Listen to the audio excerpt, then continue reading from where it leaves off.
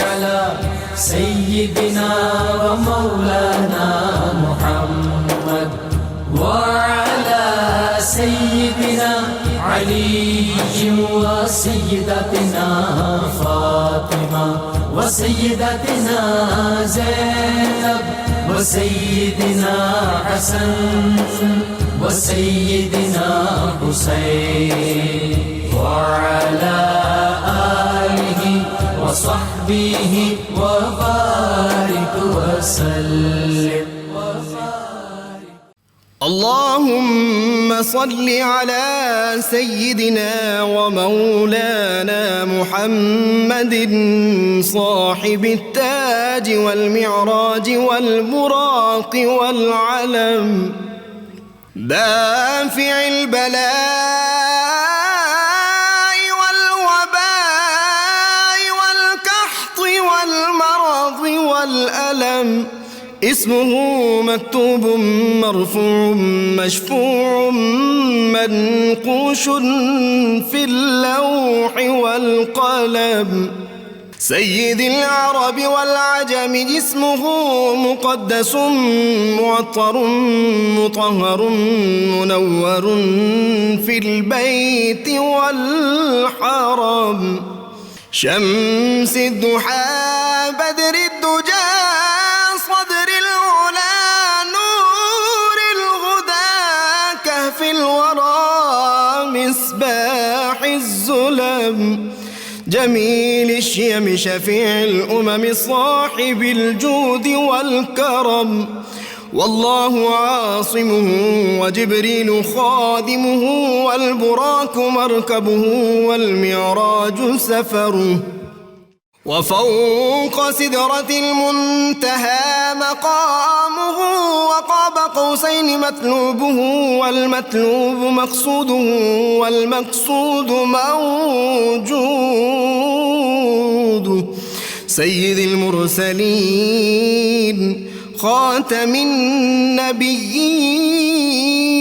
النبيين شفيع المذنبين أنيس الغريبين رحمة للعالمين راحة العاشقين مراد المشتاقين شمس العارفين سراج السالخين مصباح المكرمين محب الفكراء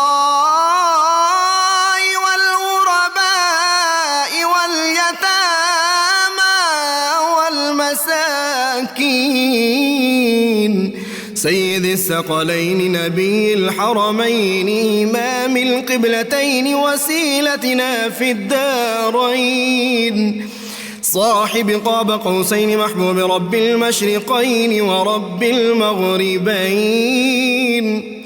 جد الحسن والحسين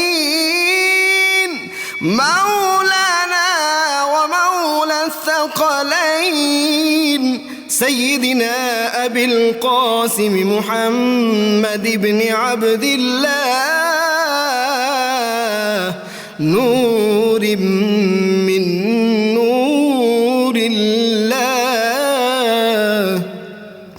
يا أيها المشتاقون بنور جماله بلغ العلا بكماله كشف الدجى بجماله حصنت جميع خصاله صلوا عليه وآله وأصحابه وسلموا تسليما سيدنا ومولانا محمد وعلى سيدنا علي بسم الله الرحمن الرحیم الحمدللہ رب العالمین افضل الصلاۃ و اکمل السلام علی سید الانبیاء والمرسلین وعلی آلہ الکرام و اصحابہ العظام اجمعین۔ صبح نور کے ساتھ طاہر بخاری آپ سے مخاطب ہے۔ حضرت ابو انیس محمد برکت علی کی تالیف اسماء النبی الکریم صلی اللہ علیہ وآلہ وسلم سے ہمیشہ کی طرح اسم مبارک پڑھنے کی سعادت حاصل کرتا ہوں۔ سیدنا المبشر صلی اللہ علیہ وآلہ وسلم،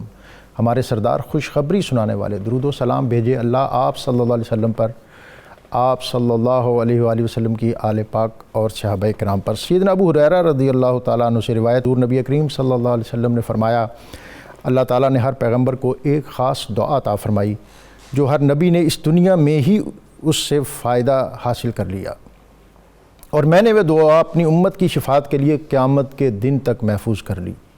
میری شفاعت ہر اس امتی تک پہنچے گی جس نے اللہ تعالیٰ کے سوا کسی کو شریک نہ ٹھہرایا اور حالت ایمان میں فوت ہو گیا۔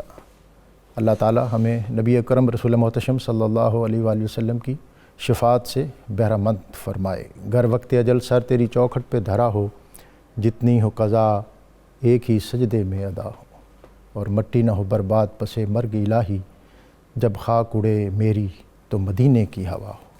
مریں تو ایمان کے ساتھ اور زندہ رہیں تو ایمانی جذبوں اور ولولوں کے ساتھ۔ اللہ تعالیٰ نے قرآن پاک میں فرمایا کہ ان شر الدواب عند اللہ الذین کفروا فہم لا یؤمنون، کہ بدترین مخلوق زمین پر وہ ہیں جو کافر ہیں اور وہ ایمان نہیں لاتے۔ ایمان اور کفر جو ہے یہ حیوانیت سے بھی بدتر ہے اور درندگی سے بھی کہتر ہے۔ ایمان شرف آدمیت کی معراج اور تکریم انسانیت کا اوج اور بلندی ہے۔ کائنات کی ہر چیز کی ایک روح ہوتی ہے، ایک غذا ہوتی ہے جس کو حاصل کرنے کے لیے وہ تڑپتی ہے، بے چین ہوتی ہے، اس لیے کہ غذا زندگی کا دوسرا نام ہے۔ ہر پیاس بجھنے کے لیے تڑپتی ہے، ہر اضطراب سکون چاہتا ہے۔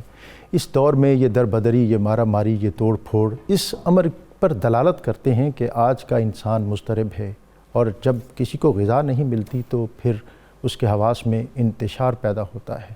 اور آج یورپ کے مفکرین اور اس امر پر متفق ہیں کہ وہ کہتے ہیں کہ کوئی آئے اور دیکھے کہ ہم نے نسل نو پیدا کی کہ جن کے خوبصورت بدن جسم عالی لیکن روح بالکل خالی۔ وہ کہتے ہیں کہ یہ مہذب وحشی یہ پیدا ہوتے ہیں، زندگی گزارتے ہیں اور پھر مر جاتے ہیں۔ میسن، منفورڈ اور لارڈسٹل اور ٹرن بی، انہوں نے کیا کچھ کہا، اور انہوں نے کہا کہ ہم وہ لوگ ہیں کہ جن کے پاس کھانے کے لیے رنگ برنگی خوراکیں ہیں، پہننے کے لیے نو بروں پوشاکیں ہیں، سواری کے لیے کار ہیں، طیارے ہیں، ریل ہیں، سیارے ہیں، وادیوں کی گل فروشی ہے، نغمہ و غنا کا طوفان ہے، زندگی ہے، رخشندگی ہے، نغمگی ہے، لیکن عیش و عشرت کا یہ طوفان اور پھر مضطرب انسان، یہ مسئلہ کیا ہے، یہ معاملہ کیا ہے۔ آج وہ اس نتیجے اور نقطے پر پہنچ چکے ہیں کہ ان ساری آسودگیوں اور آسائشوں کے باوجود ہمارے پاس کوئی ایسی چیز نہیں ہے جس پر ہم ایمان لا سکیں، اور یہ وہ بنیادی بحران ہے جس کی طرف اقبال نے بہت پہلے اشارہ کیا تھا کہ تمہاری تہذیب اپنے خنجر سے آپ ہی خودکشی کرے گی، جو شاخ نازک پہ آشیانہ بنے گا نا پائیدار ہوگا۔ آج ان کی جبینیں تڑپ رہی ہیں، سسک رہی ہیں کسی سنگ آستاں کے لیے کہ جہاں وہ اس کو جھکا سکیں۔ اس طرح آج ان کے اندر بھی ایک اضطراب اور پریشانی ہے کہ جیسا آج سے 5000 سال قبل میں سوچتا ہوں کہ حضرت یونس علیہ السلام کی قوم، کہ جب ان پر اللہ کا عذاب نازل ہونے کو تھا اور رات کے کسی پہر میں وہ آسمانوں سے نازل ہوا چاہتا تھا، اور وہ لوگ اپنے گھروں کو چھوڑ کر، اپنے بیوی بچوں کو لے کر، اپنے مال مویشیوں کو لے کر میدان میں نکلے اور اللہ کی بارگاہ میں ایسی سچی توبہ کی، گڑ گڑائے، خشوع اور خضوع کے ساتھ اپنی ندامت بھری جبینیں اس کی بارگاہ میں رکھ دیں کہ آیا ہوا عذاب ٹل گیا۔ اور حضرت یونس علیہ السلام جب اپنی قوم کی نافرمانیوں اور سرکشیوں کو دیکھتے ہوئے بددعا دے کر یہاں سے نکلے، تو ناظرین یہ ایک دوسرا منظر ہے کہ جب آپ دریا کے کنارے پہنچے، کشتی تیار تھی، آپ اس میں سوار ہوئے، راستے میں طغیانی آئی، کشتی منڈلانے اور ڈگمگانے لگی۔ وہاں کی رسم اور روایت کے مطابق ملا نے آواز دی، کوئی ایسا شخص ہے جو اپنے مالک کی مرضی کے بغیر اس نے یہ سفر اختیار کیا ہے، وہ اس کشتی میں آیا ہے۔ حضرت یونس علیہ السلام سمجھ گئے کہ میں نے اللہ کے اذن کے بغیر یہ ہجرت کی ہے، یہ سفر اختیار کیا ہے۔ آپ کھڑے ہوئے اور کہا کہ وہ میں ہی ہوں جو اپنے مالک کے اذن اور اس کی اجازت کے بغیر اس کشتی میں سفر اختیار کیے ہوئے ہوں۔ آپ نے کشتی سے چھلانگ لگائی، دریا میں کودے، اللہ تعالیٰ کا حکم ہوا، مچھلی نے منہ کھولا اور آپ اس میں تشریف لے گئے۔ یہ ایک طویل واقعہ ہے جس پر آج ہم بات کریں گے، اور اس کو آج کے تناظر میں جب کہ ہمیں ہر طرف اپنی سرکشی بھی نظر آتی ہے، اپنی نافرمانیاں بھی نظر آتی ہیں، اور پھر دوسری طرف ہم قرآن پاک کے بہت سے واقعات جس میں اللہ تعالیٰ کی رحمت کی طلب ہم کس طرح کریں، اور بطور خاص اس واقعہ کے اندر کہ جس میں حضرت یونس علیہ السلام نے پھر اللہ تعالیٰ کو یاد کیا ان ظلمات میں۔ مفسرین کہتے ہیں کہ ایک رات کی تاریکی تھی، ایک دریا کی تاریکی، اور پھر ایک مچھلی کے پیٹ کی تاریکی، اور اس تاریکی میں حضرت یونس علیہ السلام نے اپنے رب کو جب یاد کیا، لا الہ الا انت سبحانک انی کنت من الظالمین، یہ تسبیح پڑھی تو یہ تسبیح پایہ قبول کو پہنچی، اور اللہ نے فرمایا کہ اگر یونس یہ تسبیح نہ پڑھتے تو شاید عرصے تک وہ اسی طرح اسی مرحلے میں اسی انداز میں پڑے رہتے۔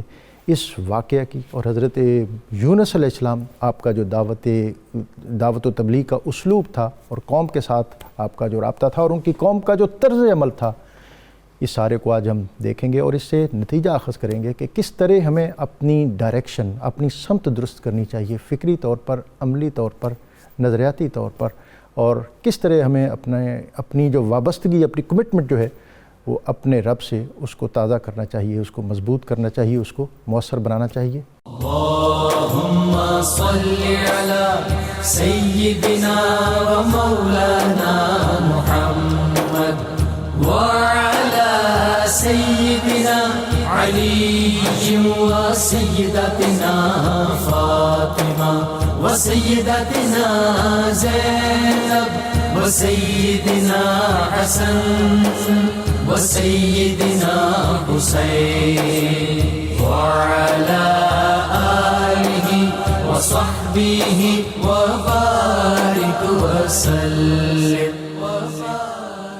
اللہم صلی علی سیدنا و مولانا محمد وعلی سیدنا علی و سیدتنا فاطمہ و سیدتنا زینب و سیدنا حسن و سیدنا حسین وعلی آلہ و صحبہ و بارک وسلم۔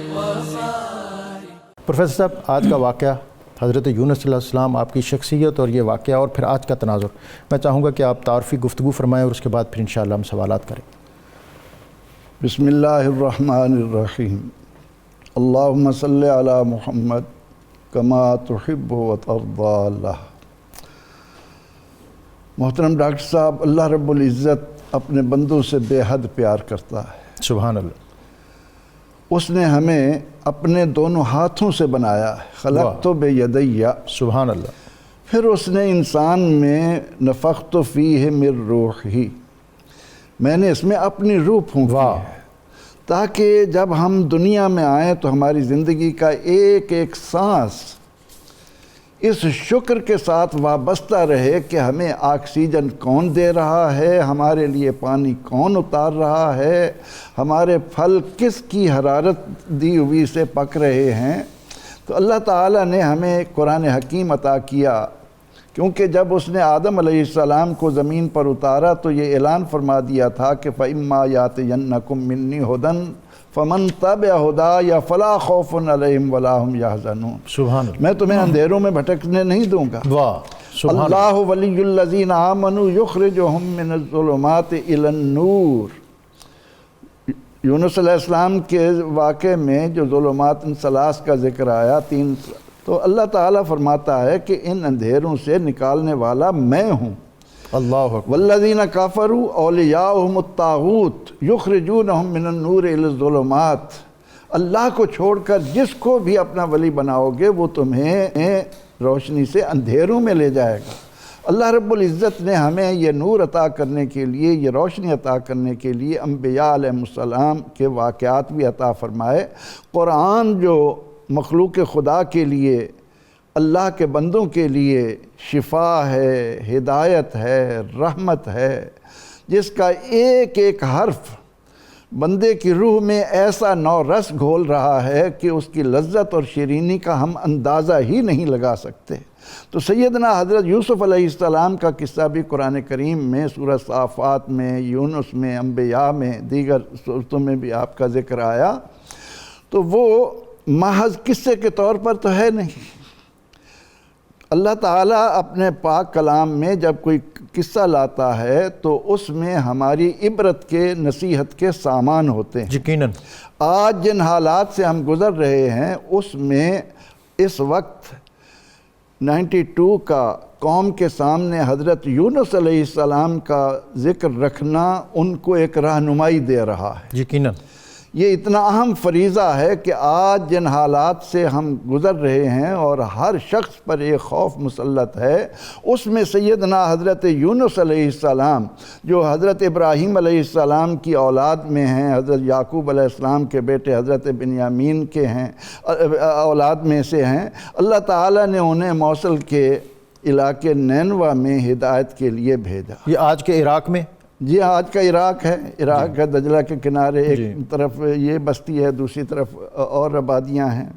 تو سیدنا حضرت یونس علیہ السلام جب اس قوم میں آئے تو قرآن کریم نے کہا کہ ان کی تعداد 1,00,000 یا کچھ زیادہ تھی، 100,000 و یزیدون، 1,20,000 بھی علماء نے بیان کیا ہے، بہرحال جتنی بھی تعداد تھی۔ تو آپ نے آ کر انہیں اس الست کے عہد کی طرف متوجہ کرنے کے لیے ان کے قلب و ضمیر پر اتنے خوبصورت انداز میں دستک دینا شروع کی۔ اللہ کا نبی جب مخلوق میں آتا ہے تو اس کی شخصیت، اس کا ان میں موجود ہونا انسانوں کے لیے اس قدر رحمت بھرا ہوتا ہے کہ انسان چاہتا ہے کہ ان سے ایک لمحہ کے لیے بھی جدا نہ ہوا جائے۔ لیکن جب شیطان، جس نے عہد کیا تھا اللہ تعالیٰ کی بارگاہ میں کہ ان کو اپنے جیسا بنانے کے لیے آگے سے، پیچھے سے، دائیں سے، بائیں سے ان پر حملہ آور ہو کر انہیں اپنے جیسا بنا کر میں بھی انہیں اپنے ساتھ آگ میں لے جاؤں گا، تو سیدنا حضرت یونس علیہ السلام نے اپنی قوم میں رہ کر ان کو خوب دعوت دی۔ لیکن آپ کی تمام تر کاوشوں کے مقابلے میں جب انسان کے اوپر، انسان کے دل و دماغ میں ہوس نفسانی بیٹھ جائے اور وہ اس دنیا کی زندگی سے محبت کر لے تو پھر یہی حالت ہوتی ہے کہ جس سے آج پوری قوم گزر رہی ہے۔ جو حالات ہمارے سامنے آئے ہیں وہ محض اس بنا پر آئے ہیں کہ ہم نے کبھی اپنے گریبان میں جھانک کر یہ دیکھنے کی کوشش ہی نہیں کی کہ میں ہوں کیا، میری حقیقت کیا ہے، میرا مبدأ کیا ہے، میرا معاد کیا ہے۔ مبدأ اور معاد سے غافل ہونے کی بنا پر ہمارے لیے تمام تر مصائب اس انداز میں آ رہے ہیں، اور حقیقت پکار کر کہہ رہی ہے کہ جب میں کہتا ہوں یا اللہ میرے حال دیکھ، حکم ہوتا ہے بندے اپنا نام اعمال دیکھ۔ ظاہر ہے کہ آج جو ہماری معاشرت ہے اس میں ہمارے خواہشات ہیں اور جو ہمارے مقاصد، حیوانی مقاصد ہیں، ان سے اوپر ہم کچھ اور سوچنے اور کرنے کے لیے تیار ہی نہیں ہیں، اور یقیناً ہمیں اپنے اس عہد کی طرف آنا پڑے گا۔ حضرت یونس علیہ السلام انہیں دعا دے کے چلے گئے، عذاب، اللہ کے نبی کی دعا ٹل گئی اور قوم نے معافی مانگ لی۔ معافی تو فرعون نے بھی مانگی تھی۔ بسم اللہ الرحمن الرحیم۔ حضرت سیدنا یونس علیہ السلام کے حوالے سے انبیاء کا ذکر جو ہے وہ عبادت ہے، تو ہم عبادت کا ہی فریضہ سر انجام دے رہے ہیں۔ یقیناً تو ابتدائی طور پر آپ کے کچھ جو ہے حسب و نسب، اس کے حوالے سے میں ایک دو باتیں عرض کر کے پھر آگے چلتا ہوں۔ حضرت سیدنا یونس علیہ السلام یونس بن متہ، بعض نے آپ کی صاحب تفسیر روح البیان نے والدہ کا نام بدورہ لکھا ہے، اور کچھ محققین محدثین انہوں نے متہ آپ کی والدہ کا نام لکھا ہے، کچھ نے والد لکھا ہے۔ تو اس حوالے سے بہرحال منسوب آپ متہ کی طرف ہیں۔ آپ کا بچپن جو ہے اس کا ایک بہت ہی پیارا واقعہ جو امام ابن عساکر نے بیان کیا ہے، وہ فرماتے ہیں کہ بچپن میں آپ کا وصال ہو گیا تھا حضرت یونس علیہ السلام کا، تو اکیلے تھے، نہ کوئی بہن نہ کوئی بھائی، تو والدہ محترمہ کو بہت ہی زیادہ صدمہ ہوا، تو حضرت الیاس علیہ السلام کی خدمت میں انہوں نے دعا کے لیے عرض کیا، تو انہوں نے دعا کی تو اللہ تعالیٰ نے ان کو دوبارہ زندگی عطا فرمائی۔ اللہ اکبر۔ تو الیاس علیہ السلام جو غیوبت میں ہے اور ہر ایک کے ساتھ ان کا تعلق رہتا ہے روحانی اگر کوئی رکھنا چاہے، تو اس کے بعد آپ جب اپنے ظاہری حیات طیبہ کی سیڑھیاں طے فرما رہے تھے تو ہر ایک کا جس طرح ایک جسمانی ٹیسٹ ہوتا ہے اسی طرح روحانی بھی ہوتا ہے۔ تو آپ کا روحانی ٹیسٹ جس طرح کے بعض لوگ جو ہیں وہ زیادہ مسائل بیان کرنے کے ساتھ ان کو انس ہوتا ہے، کچھ لوگوں کو ذکر کی طرف، کچھ لوگوں کو روزوں کی طرف، نفلی روزے رکھنے کی کثرت کرتے ہیں، تو کچھ لوگ نوافل کی کثرت کرتے ہیں۔ تو آپ کا جو زیادہ تر طبع مبارک تھی وہ مائل تھی نوافل کی ادائیگی کی طرف، اور روزانہ آپ کھانا کھانے سے پہلے 300 نوافل ادا کیا کرتے تھے، سبحان اللہ، اور رات سونے سے پہلے بھی آپ 300 نوافل ادا فرماتے تھے۔ تو جس وقت تواضع کا، عاجزی کا آپ کا ہم دیکھتے ہیں تو وہ یہ نظر آتا کہ رات کو آپ زمین پر ہی آرام فرمایا کرتے تھے۔ یہ آپ اللہ کے نبی ہونے کے باوجود آپ کے اندر تواضع، عاجزی ان کے ساتھ۔ سبحان اللہ۔ آپ جو ہیں وہ حضرت سیدنا یوسف علیہ السلام کے برادر حضرت بنیامین ان کی اولاد سے ہیں، اور آپ نے جو محدثین نے بیان کیا کم و بیش 40 سال تک اپنی اس قوم میں تبلیغ فرمائی جو نینوا میں آباد تھی، لیکن ان لوگوں کے اندر بے شمار برائیاں تھیں، ایک خوبی بھی تھی، اور وہ یہ تھی کہ وہ لوگ جھوٹ بولنا بہت بڑا عیب سمجھا کرتے تھے۔ باقی ٹوٹل ان کے اندر برائیاں تھیں، آپ انہی برائیوں سے روکتے۔ اب یہ ایک سچا وصف تھا تو حضور فرماتے ہیں الصدق ینجی والکذب یہلک، سچائی جو ہے وہ ہمیشہ انسان کو نجات دیتی ہے۔ اور آپ نے جو سوال کیا کہ ان کی دعا ٹل گئی، تو یہ زبان مصطفیٰ ہے، وہ قوم کے اندر سچائی تھی، اسی لیے جو ہے ان کو اللہ تعالیٰ نے نجات عطا فرمائی۔ اور ہمارے اندر ساری خوبیاں ہیں، لیکن ایک یہ خامی جو ہے کہ ہم چیٹنگ کرتے ہیں، جھوٹ بولتے ہیں، دغا کرتے ہیں، اور جس کی وجہ سے ہمارے یہاں ہر جگہ بے برکتی ہو جاتی ہے۔ ایسے ہی ہے۔ تو اب ہم دیکھتے ہیں کہ حضرت یونس علیہ السلام نے ایک وقت ہے نبوت کا، تو ایک ایک لمحہ بہت عظیم ہوتا ہے، تو 40 برس ان پہ صرف کیے، تو یہ اپنی روش سے باز نہ آئے، تو آپ نے اس کے بعد ان کے خلاف دعا کی، اور نتیجہ یہ نکلا کہ آپ ان کو یہ بات کہہ کر چلے گئے۔ اور یہ ایک اصول رہا ہے پہلی اقوام میں بھی اور ماں بعد بھی، کہ وقت کا نبی جب تک اپنی قوم کے اندر ہوتا ہے، نبی کا وجود اس قوم کے لیے عذاب الہی سے تحفظ کی علامت ہوتی ہے۔ سبحان اللہ۔ جب نبی نکل جائے تو پھر عذاب کی آمد ہے، اور یہ ہمارے اوپر بھی جو اجتماعی کیفیت ہم نے بنائی ہوئی ہے، یہ ہمارے وَبِمَا كَسَبَتْ أَيْدِيكُمْ اپنے ہاتھوں کی ہی کمائی ہے۔ اب اس کے اندر ہم یہ دیکھتے ہیں کہ اللہ تعالیٰ فرماتا ہے حضور کے بارے میں مَا كَانَ اللَّهُ لِيُعَذِّبَهُمْ وَأَنْتَ فِيهِمْ، اللہ کی شان نہیں ہے کہ اللہ آپ بھی موجود ہوں اور اللہ پھر ان کو عذاب دے، یہ اللہ کی شان تو نہیں، لیکن اپنے ہاتھوں کی کمائی تو اپنے آگے آ رہی جو موجودہ حالات چل رہے ہیں۔ حضرت یونس علیہ السلام ان کے خلاف دعا کر کے آپ وہاں سے نکل پڑے، آپ کی زوجہ محترمہ ساتھ تھی، کچھ سامان لیا، 2 بیٹے چھوٹے آپ کے ساتھ تھے، آپ نکل کر دریائے دجلہ کے کنارے آئے۔ تو یہاں پر جو ہے وہ زیادہ تر سفر دریا کے اندر ہی کیا جاتا تھا، چھوٹی چھوٹی کشتیاں سفینے کے روپ میں کرتی تھیں۔ تو آپ نے ایک کشتی آئی، اس کے اوپر اپنا سامان رکھا، وہ کشتی انہوں نے کہا بھی اب اور تو گنجائش نہیں ہے، لہٰذا آپ اپنا سامان رکھ دیں اور باقی آپ پیچھے دوسری کشتی میں آ جائیں۔ یہ روانہ ہوئی تو پیچھے دوسری کشتی آئی، بیٹھنے لگے تو اس میں سے آپ کا ایک بیٹا اس دریا کے اندر گر گیا، دریائے دجلہ کے اندر، اور وہ ڈوب گیا۔ یہ آپ کو ایک صدمہ ہو گیا۔ اس کے بعد دوسرا صدمہ یہ ہوا کہ ابھی آپ اسی غم میں تھے کہ ایک بھیڑیا آیا، وہ آپ کا دوسرا بیٹا اٹھا کے لے گیا، اس کو چیر پھاڑ دیا۔ اللہ۔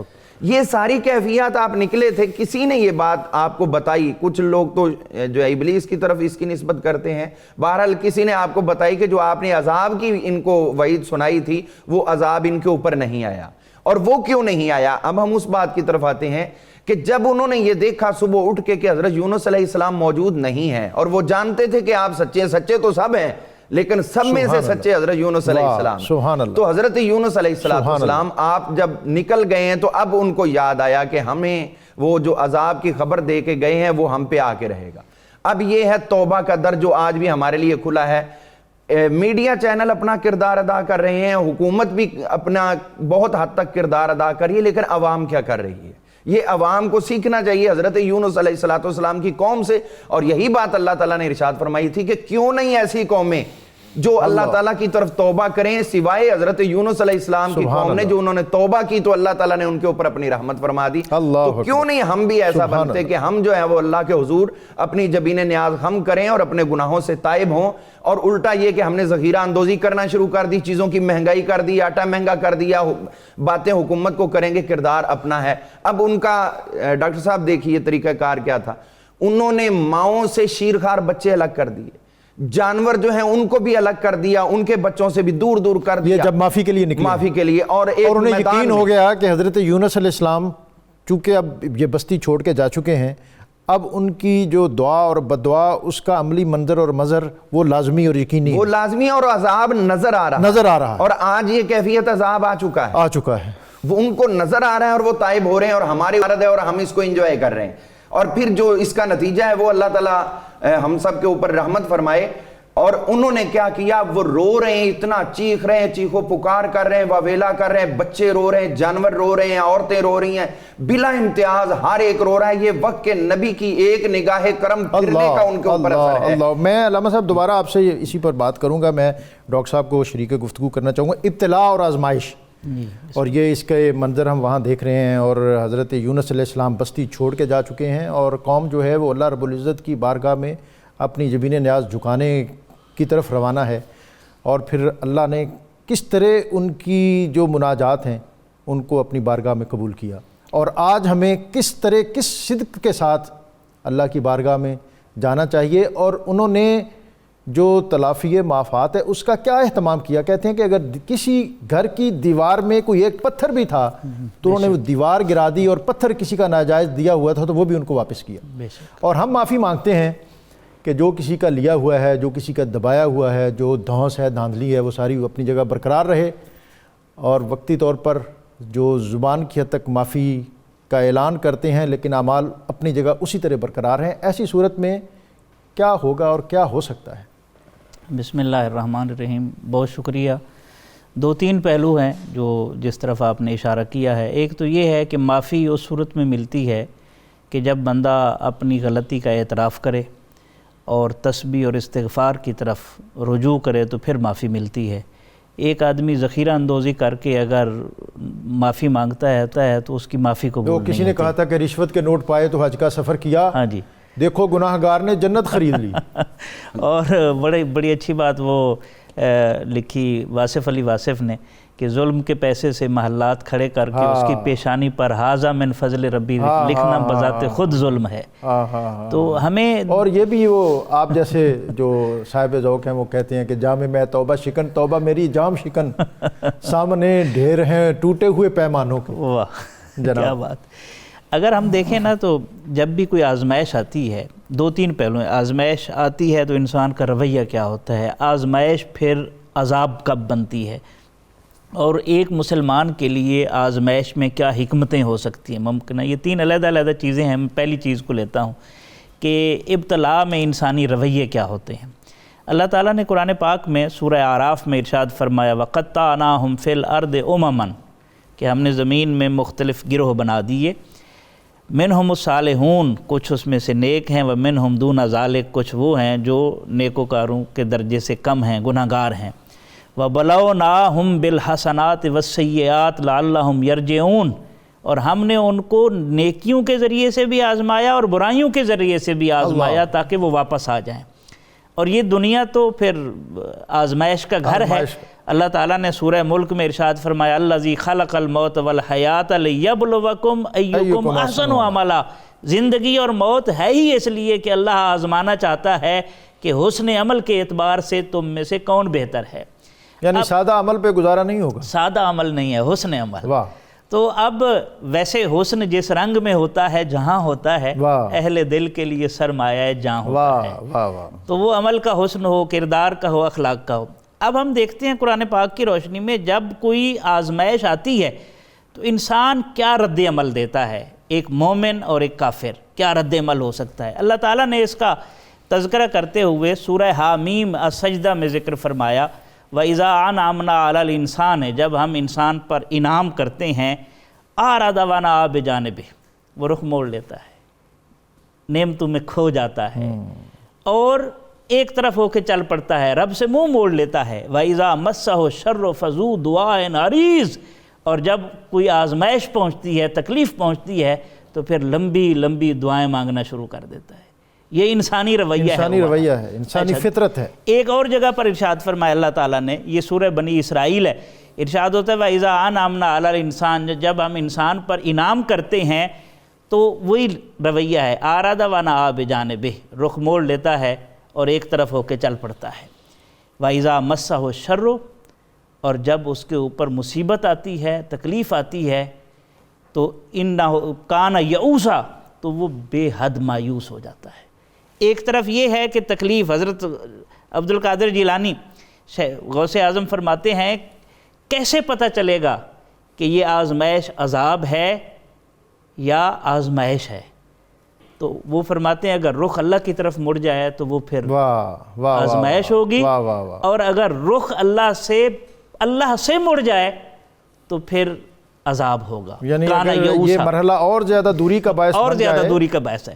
اللہم صلی علی سیدنا و مولانا محمد وعلی سیدنا علی و سیدتنا فاطمہ و سیدتنا زینب و سیدنا حسن و سیدنا حسین وعلی آلہ و صحبہ و بارک وسلم۔ اللہم صلی علی سیدنا و مولانا محمد وعلی سیدنا علی و سیدتنا فاطمہ و سیدتنا زینب و سیدنا حسن و سیدنا حسین وعلی آلہ و صحبہ و بارک وسلم۔ پروفیسر صاحب، آج کا موضوع، اور اس میں یہ بالخصوص جو میں چاہوں گا کہ لوگ بہت زیادہ اس پر پوچھ بھی رہے ہیں کہ یہ جو جسے ہم عام طور پر آیہ کریمہ بھی کہتے ہیں، لا الہ الا انت سبحانک انی کنت من الظالمین، صحیح فرمایا، اور وہ جو تاریکی اور وہ ظلمات اور وہ اندھیرا، اس میں حضرت یونس علیہ السلام نے اس کو یہ پکارا، اور پھر اللہ نے ان کی اس پکار کو کس طرح اہمیت عطا فرمائی؟ جب ہم سیدنا حضرت یونس علیہ السلام کا ذکر کرتے ہیں تو وہاں پر ایک چیز آتی ہے کہ آپ جب مچھلی کے پیٹ میں تھے تو سمندری مخلوق کی تسبیح کی آواز آپ کے کانوں میں آ رہی تھی۔ اللہ اکبر، سبحان وَإِن اللہ، مِّن شَيْءٍ إِلَّا يُسَبِّحُ بِحَمْدِهِ، سبحان اللہ، سبحان جب اللہ۔ کائنات کی ہر شے اللہ کی تسبیح بجا لا رہی ہے تو حضرت یونس علیہ السلام نے بھی یہی کلمات کہے، لا الہ الا انت سبحانک انی کنت من الظالمین۔ پھر اللہ تعالیٰ نے انہیں تمام اندھیروں سے نجات دی، پھر آپ اپنی قوم کے پاس آئے۔ لیکن اس سے بھی زیادہ اہم بات جو آپ ابھی فرما رہے تھے کہ وہ قوم اس طرف لوٹ آئی کہ اگر ان کے ہاتھوں کسی کے ساتھ ظلم ہوا تھا، اگر کسی کا پتھر بھی ان کی دیوار میں تھا تو اس کو بھی دیوار گرا کر اس کا پتھر نکال کر اس کے حوالے کر رہے سبحان تھے۔ اللہ۔ یہ عمل آج ہمارے لیے بڑی اہمیت کا حامل ہے بخاری صاحب۔ لیکن پروفیسر صاحب یہ بڑا مشکل کام بھی ہے ذرا۔ جب تک ہم میں سے ہر فرد، خواہ وہ بوڑھا ہے، جوان ہے، مرد ہے، عورت ہے، بچہ ہے، سب اس بات کی طرف نہیں آئیں گے کہ ہماری اپنی کوئی پہچان ہے، خاص ہے ترکیب میں قوم رسول ہاشمی۔ نبی رحمت صلی اللہ علیہ وسلم نے ہمیں یہ انداز تو نہیں دیا تھا کہ جو رون والے کریں وہی تم کرو۔ آپ صلی اللہ علیہ وسلم فرماتے ہیں انما بعثت لاتمم مکارم الاخلاق، سبحان اللہ، میں تو دنیا میں آیا ہی اس لیے ہوں کہ تم میں سے ایک ایک فرد کے اخلاق کو سدھار دوں۔ سبحان ہم اللہ۔ نے 70-72 سال اس بات میں ضائع کر دیے کہ ہم نے وہ اخلاق نبوی اپنے اندر پیدا کرنے کی بجائے صرف چمکتی ہوئی چیز کو سونا سمجھ کر بھاگے، اور آج بھی ہم وہیں کھڑے ہیں۔ آج بھی ہماری سوچ وہ نہیں ہے کہ ہم محمدی ہیں، ہمارا اللہ کے ساتھ نبی علیہ السلام نے کیا رشتہ جوڑا ہے۔ حضور سید عالم صلی اللہ تعالیٰ علیہ وسلم نے ایک ایک فرد کو اخلاق کی ان بلندیوں پر پہنچایا کہ جب وہ کسی تاریک جگہ بیٹھ کر اس سے کوئی بدخلقی کا اظہار ہوتا تھا، وہ آ کر اللہ کے نبی علیہ السلام کے سامنے بیان کرتا تھا۔ اگر ان کو یہ یاد آ جاتا کہ آج جو لقمہ میں نے حلق سے نیچے اتارا ہے نامعلوم اس کے شبہ میں آ گیا ہے، تو جب تک انگلی ڈال ڈال کر اس کو نکال کر باہر نہیں پھینک دیتے تھے ان کو، تو آج ضرورت اس امر کی ہے کہ ہم یہ نہ دیکھیں کہ اس بلا سے بچنے کے لیے کون کون کیا کیا کر رہا ہے۔ وہ پروفیسر صاحب، ہم نے یہ واقعہ جو ہے نا یہ صرف سننے کی حد تک رکھا ہوا ہے کہ نبی اکرم رسول محتشم صلی اللہ علیہ وسلم اپنے شہزادوں کے ساتھ جا رہے تھے، راستے میں کھجوروں کا ایک ڈھیر تھا، کھجور ایک حضرت امام حسن یا حسین نے اٹھائی، گلے میں ڈالی، تو آپ نے انگلی سے وہ نکال دی یہاں تک کہ اس کا آخری ذرہ تک گلے سے باہر پھینکوایا اور کہا کہ یہ صدقے کی کھجوریں ہیں، یہ کہہ کر اور ہم آگے گزر جاتے ہیں۔ ہم یہاں سے یہ سبق اخذ نہیں کرتے کہ جو نبی اکرم صلی اللہ علیہ وسلم نے اسلوب تربیت دیا وہ یہ ہے کہ اپنے لقمے پر بھی اور اپنے بچوں کے لقمے پر بھی نظر رکھو، اور ان کے حلق سے کوئی ایسی چیز نیچے نہیں جانی چاہیے جو ان کی تربیت اور ان کے اسلوب فکر کے لیے وہ تباہ کن ہو۔ وقایع نگاری جو ہے، ایک تو واقعہ لکھنا ہوتا ہے اور ایک واقعہ بیان کرنا ہوتا ہے۔ آپ نے جہاں چھوڑا تھا نا، میرے ذہن میں وہ بات ابھی تک اسی طرح تر و تازہ ہے۔ میں چاہتا ہوں کہ ہمیں یہ چیزیں بڑی دل نشین لگتی ہیں اور اس سے نتیجہ اخذ بھی یقیناً آپ کر کے ہمیں دیں گے، اور اس کو جس ترتیب سے آپ بیان کر رہے ہیں وہ یقیناً ایسا ایک اسلوب ہے کہ جس سے ہماری رغبت پیدا ہوگی کہ قرآن پاک کے یہ جو احسن القصص ہیں ہم ان کو پڑھیں، سیکھیں اور پھر ان سے رہنمائی حاصل کریں۔ وہ بطور خاص مچھلی میں رہے اور پھر مچھلی سے باہر آئے اور پھر وہاں ایک بیل کا اگنا اور پھر قوم کا آپ کی طرف اور آپ کا قوم کی طرف جانا، اور اس میں جو طلب تڑپ کسک اور سسک، اور پھر اس سے وہ جو وادی ہے وہ کس طرح نور افزا بن گئی۔ جی اس میں ایسا ہی ہے کہ حضرت سیدنا یونس علیہ السلام جب کشتی میں بیٹھنے لگے، اب دونوں بیٹے تھے وہ گئے، بس اور تھوڑا سا اختصار میں چاہوں گا جی کہ اب ذرا اختصار سے تاکہ پوری بات ہمارے ناظرین تک پہنچ جائے۔ جی سامان بھی گیا، بیٹے بھی گئے، سب کچھ گیا، تنہا رہ گئے، اور آخر میں وہ بھی ٹائم آیا جب کشتی میں بیٹھے۔ امام ابن عساکر نے اور کئی ایک نے بیان کیا ہے کہ یہ بات آپ نے از خود کہی تھی جب کشتی ڈگمگانے لگی، تو اس وقت آپ نے خود کہا تھا بھی ان میں سے ایک شخص جو ہے وہ عبد عابق ہے، اپنے آقا سے دور ہوا ہے، وہ شخص ہم میں موجود ہے۔ یہ علامہ صاحب یہ بھی میں کہتا ہوں کہ یہ پیغمبروں کا ہی حوصلہ ہے، عاجزی کا بھی اظہار ہے اور اقرار بھی ہے۔